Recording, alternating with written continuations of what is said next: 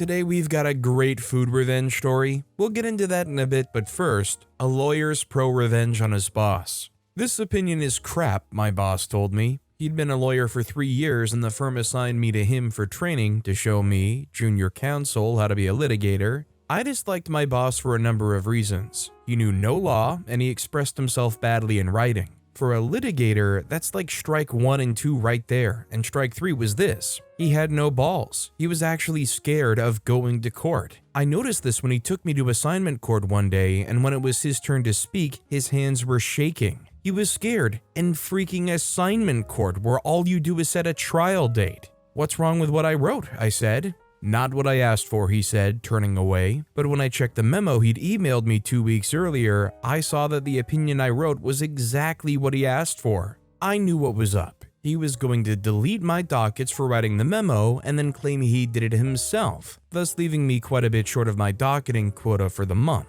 I knew that he would do this to me because he had done this before. I knew that my memo would wind up on a partner's desk without my name on it. I knew that for a fact because the firm I worked at was one of the first in the city to have a really good internal network. We were using email for internal communications before the internet became a thing. So the firm was way ahead in terms of technology, but not in terms of security. And not long after I joined the firm, I learned how to surf away on the firm's hard drive and find interesting things, like evidence that my boss was plagiarizing my work. My boss was the very model of the young downtown lawyer. His perfect shoes always gleamed, he wore bespoke suits because he came from money. Everyone just took it for granted that he was on the partner track. I, on the other hand, was well on my way to nowhere special, so maybe he thought it was okay to freak with me? If so, that was a big mistake on his part. I didn't like having my billable hours freaked with. I seriously resented it because I was already being targeted as one of the juniors who doesn't docket as much as he should, and I was getting pushback from the partner who headed our team. I told the partner what was going on, but he didn't care. It was like being back in middle school and showing up in the office with bruises on my face and the principal saying, "Boys will be boys," and sending me on my way. "You'll just have to work harder, or smarter," the partner said when I reported the latest bull thing my boss did to me. I couldn't work harder. I was doing the usual 6 days a week lawyers downtown are forced to do, but I could work smarter. And that night, I thought up a plan. Christmas was coming, and I thought I'd give my boss a little present. It landed on his desk on December 24th in the form of a memo purporting to be from the partner that my boss reported to. That partner was an old guy and not really on board with emails and computers, so he did everything old school on paper. So when my boss came in on December 24th and saw a memo on his desk from the partner with a legal research agreement, that wasn't unusual. The memo was drafted in the usual form that the partner used because of course I had taken great pains to make sure that it looked authentic. My boss walked over to the little cubicles where the janitors worked and gave me the same memo, except his secretary had retyped it, so now the assignment was from him to me instead of from the partner to my boss. The assignment was difficult, requiring me to do a deep dive into admiralty law, its relationship to the common law, combined with a constitutional division of powers question. "But this is a huge assignment," I whined, "and I'm going to be away. Can't you get someone else to do it? Is it really urgent?" The memo I'd forged to my boss stressed how totally urgent the situation was, but there was no way my boss could double check with the partner because the partner left the day before on vacation. That's why I'd waited until December 24th. "No can do," my boss said. "This is a big deal. Just let HR know. Maybe they'll give you time and a half or something." He turned his back and walked away, thinking he had ruined my holidays. But he was mistaken. You see, I'd written a paper for a third-year course that was basically the same thing as the research assignment in the memo. So the only work I had to do was to find the old floppy disk with a draft on it, fiddle with it a bit, and voila. A very detailed and very long memo on an obscure point of admiralty law, with references starting back to Lord Coke's day. So I put the memo together and took my holidays as planned. I wasn't traveling anywhere because I had no money, but I saw my family and stayed in town, and I made a point of dropping by the office during the holidays, sending an email or two, establishing that I was around, and docketing all my time for the huge amount of research I was allegedly doing. So the holidays end and I'm sitting in my crappy little cubicle with a huge stack of work to do, and my boss comes up to me in one of his bespoke suits with a golden tie pin and cufflinks to match. He was wearing a gold watch too. He was dressed up even for him, trying to make an impression of some kind. He says, "Where's that memo? You were supposed to have it on my desk when I got back. I'm going into a meeting at noon." "Just finished it this morning," I said, handing him the lengthy memo that was still warm from the printer. My boss took the memo in his hands and felt its heft, and he smiled. Then he turned and walked away without a word. Just before lunch, I heard a commotion down the hall. It was a pretty loud commotion. As such things go, a loud "freak," and then the door was flung open. It was the partner, and he was screaming for my boss to get his butt into his office now, right now, as in immediately. I had the pleasure of watching my boss scramble down the hall. "Just what the freaking freak is this?" the partner said, standing in the doorway to his office and holding my handiwork at arm's length with his thumb and index finger, as if he were afraid that handling it would soil him. My boss mumbled something, and then the partner ushered him inside. I heard more shouting, and then the sound of muffled excuses, and then more shouting from the partner. Then the door flung open again. "OP, get your butt in here too," the partner said, and I got my butt in there pronto. "Did you write this freaking memo?" the partner said. I took it from him and looked it over. I said, "I wrote it. The cover page has been changed to remove my name, but other than that,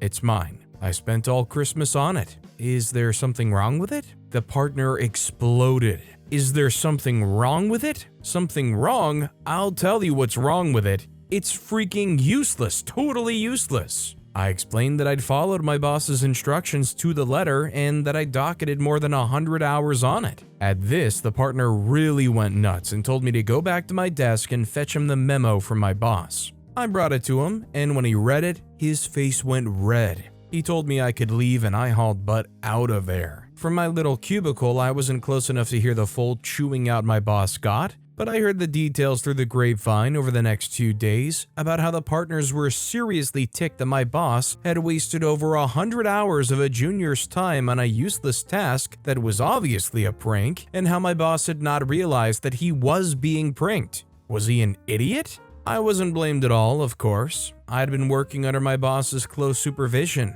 My boss didn't get fired, but there were some good outcomes for me. For one thing, the partner told me to send him a copy of any memos I wrote for my boss, and that ended him taking credit for my work. My boss also stopped deleting my dockets for my research. Plus, I got a belated Christmas bonus for having to give up on my alleged vacation to write this stupid memo. I really hated working in that place, but whenever times were tough, I'd think back to the case of the forged memo, and that always brought a smile to my face. I mean, OP did good to cover their tracks and make it not obvious that it could have possibly come from OP, but honestly, in a place like that where they're more than happy to throw somebody under the bus or take credit for somebody else's work, I'm kind of surprised that they didn't have more of an outward accusation of OP doing this whole thing. Maybe the fact that they're willing to take OP at face value when OP said, "Oh, I spent over 100 hours on this work," is exactly why for such a long time the boss had gotten away with stealing credit. They're just that level of oblivious. Also, hi, I'm Steven, and if you guys enjoy awesome stories of revenge, it would be amazing if you left a like or left a review if you're listening to my podcast. That said, our next story is, confront me with my confidential salary to disgrace me? Thanks, now everyone hears the answer. I was working at a startup company with around 50 to 60 employees as the head of software development unit. We were a team of 8 software engineers, and the rest of the company was administration and support or security personnel. The company was in a small city, and it was so difficult to find good software engineers. We had this problem that whenever we found someone good, they were migrating to larger cities after a while. So over time, naturally, payments of software development unit raised comparing to other personnel. For me alone, it was more than all of the other managers in other departments by almost twice. This number, despite still being behind the standards comparing to larger cities, was huge money to people in that city, and company made this payment a secret. No one was expected to find this out. After a while, I got the feeling from some office rumors that my salary is leaked. but I didn't care much about it until one day, this colleague, head of support department, calling him Tim, accidentally nephew of HR manager, decided to confront me about my salary to make me ashamed in front of everyone. So we were at the lunchroom with around 20 people there. The following is the conversation started by Tim in front of everyone. Tim said, "Mr. OP, is it true that you're being paid X thousands?" I replied, "Actually, your news is outdated. Now it's more than that." Tim replies, "Do you know why they don't pay us, support department, the same?" I said, "I don't know. Better ask HR." Tim says, "I want to know your opinion. Are we getting paid a lot less or are you getting overpaid?" I replied, "I'll answer you with an honest suggestion. From tomorrow, let's switch our roles. I'll also give you 2 weeks mentorship and then you need to manage the department on your own with my salary. I'll also take your responsibilities, but I don't need your mentorship or help even for a single minute. We can discuss the salaries again after 2 months." At this point, everyone started to laugh, including one of our senior accountants, whom never was seen laughing. Tim at this point blushed and continued with,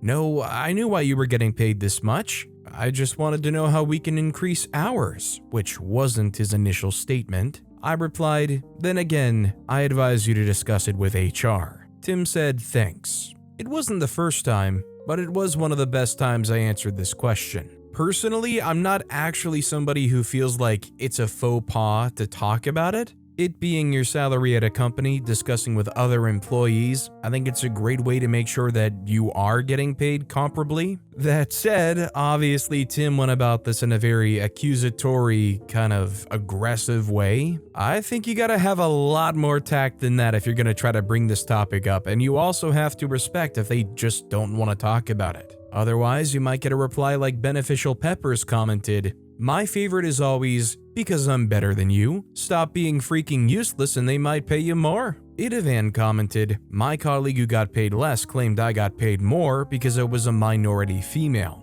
It had nothing to do with the fact that he loved tattling on people and made people obey the absolute letter of the law. He was universally disliked. I generally tried to figure out a way to implement regulations to minimize impact on workflow." Our next story is, who watches the Watchmen? The barista. I was reminded of this incident yesterday after I ran into a state trooper I know while out running errands. Years ago, in my late teens and early 20s, I worked at an interstate travel plaza Star Schmucks. We were notoriously understaffed, but they paid significantly better than minimum wage, and I liked the unlimited overtime paychecks. Basically, I was there all the time. All the time. It also gave me the added benefit of not having to put up with bull because if they fired me, they would have had to have closed the store because there was no one else to work. I was bulletproof. Working at the Travel Plaza coffee shop, I got to know all the state troopers because our store policy was free coffee for in-uniform LEOs. Cops love free coffee. They all loved me because I was the one giving them free coffee.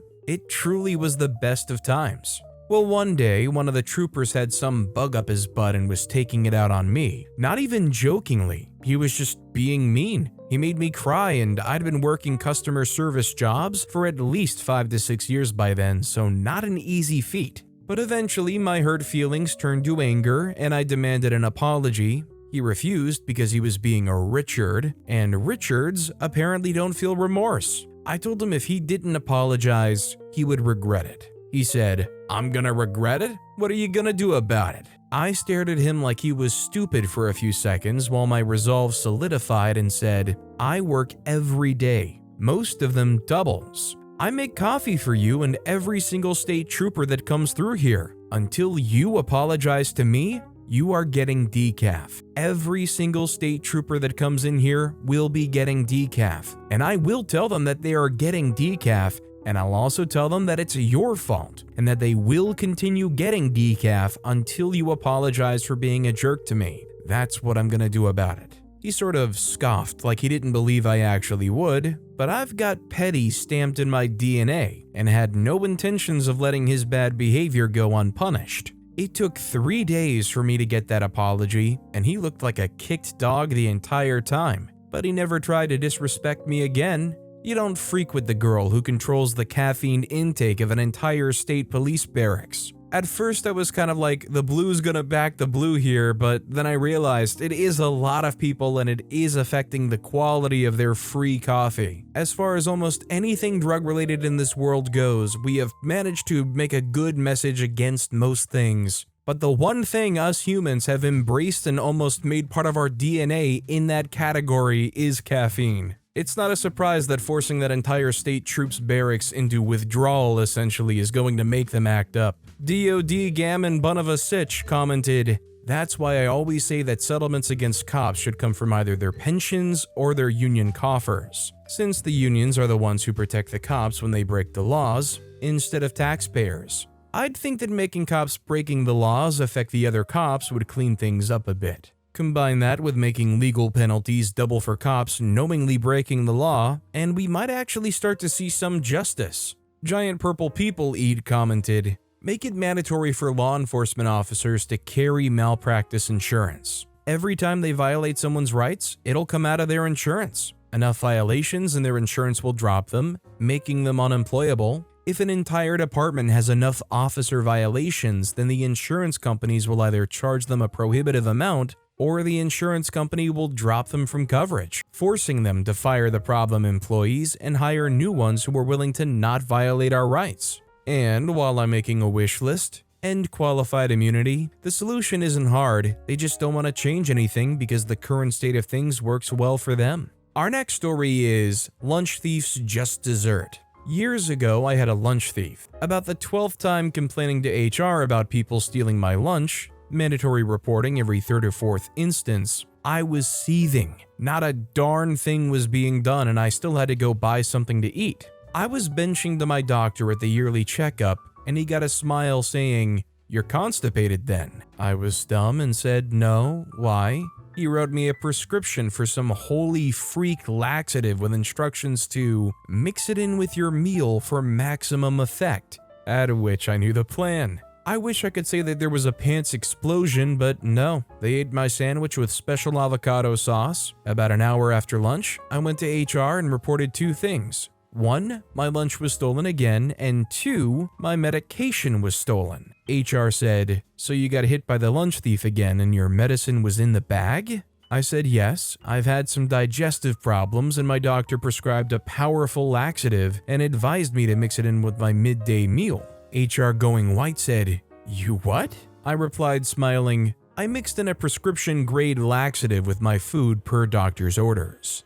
Well, being that stealing prescribed medication is a criminal offense, the police were called and found the lead man from a department over absolutely crapping his brains out. He was furious and accused me of poisoning his food. I asked, "At which point did you get the idea that food was for you?" I continued, "Furthermore, now I no longer have my medication I was prescribed for my condition." It was about this time he knew he freaked up and shut his mouth until he got a lawyer, or so I'm told. Small town. One of my buddies from high school took his position. I can make and eat my hoagies, and I still have no clue where Lunch Thief went after his fines and community service. So I feel like I've had my fair share of good doctors, but I don't know if I've ever had a doctor that I would feel confident would be so willing to prescribe something just to get revenge. I always hear these stories of people who say they go to their doctors because their job says, "Oh, you need a sick note if you're gone for more than 2 days," and the doctor says, "Oh well, let's make sure you get a week off." I would do whatever I could to make sure I didn't lose that doctor.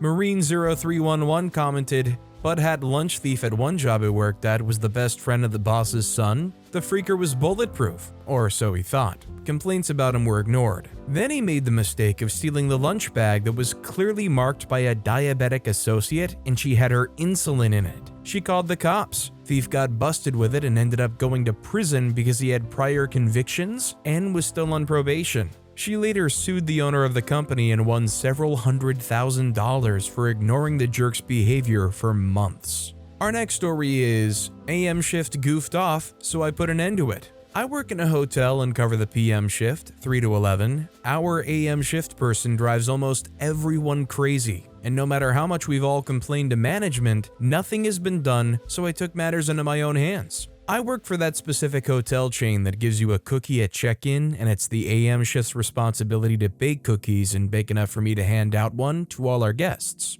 This last week, I came in for my shift and walked into the AM person pricing items that go in the gift shop. Not a big deal, or so I thought. As I started getting settled at the workstation, they tell me that they baked the cookies but did not have time to bag them, and then also handed me a stack of papers like breakfast charges, credit card authorizations, etc. that they also did not have time to get to. As they're closing out of their shift, they realized they started a game of solitaire on the work computer and took the time to finish the game before they left. I went to the office to vent to my friend who's in sales and learned that the AM shift had baked the cookies 4 hours before I came on duty. So they sat while the AM shift freaked off. I was so livid I almost walked out, but my friend convinced me to stay and said she would talk to management on my behalf. I then decided to delete solitaire off of both workstations, and being company-owned computers, you can delete apps, but installing them requires the login of the IT department. So I got my petty revenge by making it so where they can no longer play. Maybe now crap will get done without the distraction of a stupid card game. All I gotta say is don't get them introduced to Balatro on the phone. You might not see this person ever again. Although I'm assuming the computers for the optics of it, like if they're seen on their phone, it's gonna be a very bad thing. Library Mouse 4321 commented, if the AM person didn't finish their paperwork because they were goofing off instead of working, save it for them for the next day in an envelope with their name on it. You can even let management know what you did. Lazy Crab Jones was too busy playing solitaire on the computer to bag the cookies baked 4 hours earlier, so I did those because they were already getting stale. But they also didn't do their paperwork either, so I saved that for them for tomorrow. Management may not do anything about the lazy crap, but at least there is a record and you aren't doing all their work while they play on the computer. Wildcrap5242 commented, this doesn't work in the hotel business. The items the AM staffer didn't complete have it finished before that day's business is complete. Literally, they audit on the third shift to balance the books. The AM person might eventually catch heat, but so would anyone on the other shifts who saw them and didn't post the charges. So OP would be hurting themselves as well. I would definitely be doing any work they left me directly under the camera and logging each and every task I completed, as well as how much time it all took, and then go to management with proof of their incompetence and my raise demands. Our next story is X inadvertently provides new marriage assist. This is a story of petty revenge, but it rather landed in my lap instead of me planning it, but it could not have worked out better. In late 2006, I filed for divorce against my ex. He was verbally, emotionally, and physically abusive to me. I finally pulled the plug when he took my 2 sons on vacation, and the oldest son, not his child, 7 at the time, came home with a giant bruise on his face where he'd been slapped by my ex. I was not able to attend the vacation due to work commitments. My youngest son, 2, was his child, and he put me through a very long and expensive custody battle. He was a wretched, angry, vengeful man, and he did everything in his power to bully me throughout the trial, from spreading lies to hiring private investigators to follow me 24/7.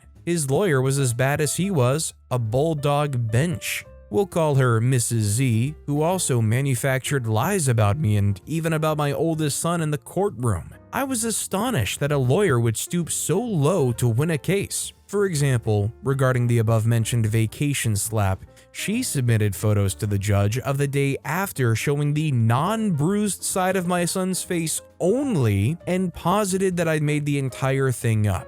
Luckily, I had photos of my own. I won primary custody. During our separation of a 1.5 years leading to the divorce, I started dating a man who is still my husband today. The divorce was finalized in January of 2008. My new husband, we will call him Mark, and I decided we wanted to get married in April 2008. But being that it was not a first wedding for either of us, we opted for a simple ceremony at the courthouse. We invited our parents and a couple of close friends. We all met at the courthouse, and the room was packed with about 20 couples. Everyone was to stand and be married at the same time. As we waited patiently in the crowded courtroom, we hear the judge enter from the far side of the room, out of my line of sight. She says, "Well everyone, it looks like there's a couple here today that I know personally, so I'm going to let them wait until after everyone else says their vows and deal with them afterwards." I look up and see her make her way to the bench. It was my ex's lawyer, Mrs. Z. Evidently, she was also moonlighting as a magistrate judge. I had no idea. She looked over at me and Mark with a look like she had smelled something foul, and we burst out laughing. It was all we could do to remain quiet throughout her marrying the rest of the crowd. When the other couples were hitched, they all filed out of the courtroom and she approached Mark and I. She looked me up and down and grimaced and said, "I am more than willing to get you another judge to perform your ceremony, since we appear to have a conflict of interest." She clearly wanted nothing to do with our happy union. I laughed and said, "Oh no way, this is too good, we're sticking with you." She scowled and proceeded to read out the marriage rites in a flat, monotone, annoyed tone of voice. We smiled happily and completed our vows and our kiss. Then we asked her if she would take pictures with us, but she declined, stating that she was still technically held on retainer by my ex. On the way home, we texted my ex and asked him to thank his lawyer for a lovely ceremony. He fired her the next day. I assume that was because she lost him the custody case, but I'm sure her marrying us didn't help matters.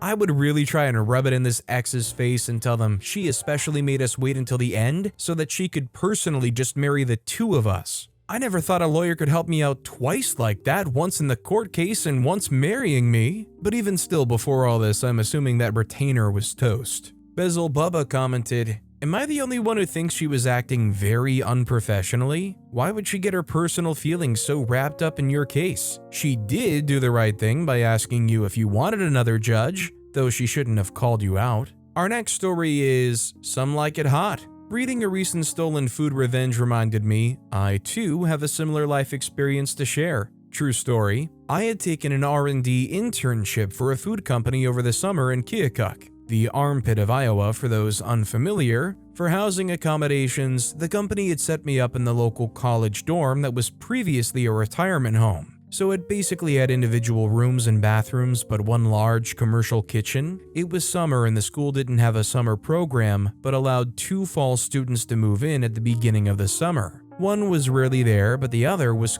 constantly in the building and oftentimes had multiple friends over. Given the kitchen setup, we all stored our food there, and it's a pretty no-brainer you shouldn't take from others, but immediately I had various food items going missing or being consumed regularly, sodas, empty boxes of cereal put back on the shelf, etc. I initially posted a sign on the fridge to not eat others' foods and also confronted both about having food go missing after the sign was up. But it didn't stop whomever from stealing my food, particularly when I'd head out of town for the weekends. After complaining about the situation to my manager during my job, they helped formulate the perfect ProRevenge. Given I was doing R&D work on food products, I was responsible for getting various ingredient samples to use for new recipes. My manager suggested I get some capsaicin extracts for my research, even though we weren't doing anything in that realm for flavor profiles. Well, I found a company that had various Scoville unit extracts, and I asked for a variety to see what worked best for our applications. Well, did they deliver with some small 2-ounce bottles of 50K, 100K, and 250,000 Scoville extracts. I ended up putting the 250,000 in a travel-size spray bottle, mixed with some water to help as a carrier, and wearing gloves and a mask, borrowed from work, doctored the common food items being stolen with a liberal spraying of my mixture, mainly cereal, chips, crackers, jug of milk, and the lip/top of a few soda cans. For the snacks, I actually put some into a separate bag and left them open to dry before mixing back into the original packaging. I did this in a different dorm room in my wing, as I know well enough how potent this can be in enclosed spaces. I did this right before another trip out of town, and when I returned, I found some of the chips and cereal and milk was missing, plus 2 of the 3 cans of soda I had doctored. I never got to see the result and no one ever said anything, but none of my food went missing for the remaining month of my stay. I hope the experience was enlightening for them, and they still remember the time they played with fire. I mean, they had to know that OP probably tampered with them, right? It's definitely unsatisfying, but it's kind of crazy that they just don't even address it. They just act like it never happened and learned their lesson. Like, if I was the thief and I went to eat the dude's Cheerios and all of a sudden my tongue starts falling off, would you not have that lingering thought in the back of your head of being like, hey, did you do that? Did you put something in there? Although, to be fair, I can imagine you wouldn't want to be wrong if you were asking them, because then you're essentially prefacing this with, hey, I tried stealing your food regularly, is there something wrong with it all? One commenter posted, roommates can be weird. One time I shared a house with 2 people and each month we'd go through our phone bill, this was before mobiles, and mark which long distance calls were ours, and then we'd each pay our proper share. Because the phone was in my name, they both gave checks or cash to me. It worked well for many months, until one month it was the day before the bill was due and one roommate still hadn't paid their share, which was not wholly unusual, not every month, but sometimes. Note that they were often away for more than a day as they stayed at a partner's place for the night. Anyhow, I put a note on the bill that said, hi name, just a reminder the phone bill needs to be paid tomorrow, so please leave a check if you're not going to be around, thanks. About 2 hours later, I'm at work and I see them walk into the office and look around, locate me and then walk over to my desk, where they proceed to tear the phone bill and the note into little pieces, drop it all on my desk and practically yell, "You do not tell me what to do," and then they walked out. My boss came over and asked, what was that all about? I said I haven't a clue. I just left them a note saying the phone bill is due. That evening, I'm sitting watching TV and they came home. They went into the kitchen, made a pot of coffee. They would drink 4 or 5 strong pots of coffee every day, which didn't help the situation. And then they came into the TV room and sort of mumbled a kind of apology and they said they might have come on a bit strong this morning. Yeah, okay. But with that being said, that's all the time we have for today. Now, if you want to hear another absolutely awesome revenge story, check out that video on the left. Or if you missed my latest video, check out that video on the right. That said, I'll see you all next time with some more stories.